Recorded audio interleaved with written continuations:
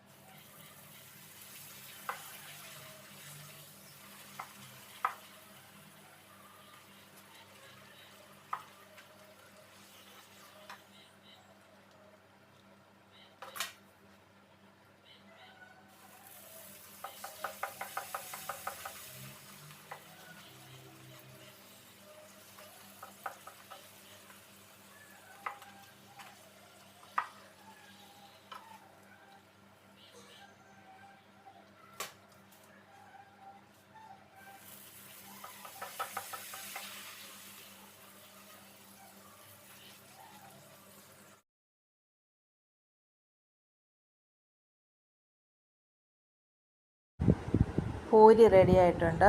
സാമ്പാറിന് കടുക് താളിച്ചെടുക്കാം. കഷ്ണങ്ങളെല്ലാം വെന്തിരിപ്പുണ്ട്. ഇപ്പം വെളിച്ചെണ്ണ ഒഴിച്ചു, കടുകിട്ട് പൊട്ടി, ഉള്ളി, വറ്റൽമുളക്, കറിവേപ്പില ഇട്ട് വഴറ്റി ഇതൊന്ന് മൂത്ത് വരുന്നതിന് നമുക്ക് സാമ്പാർ പൊടി ചേർക്കാം.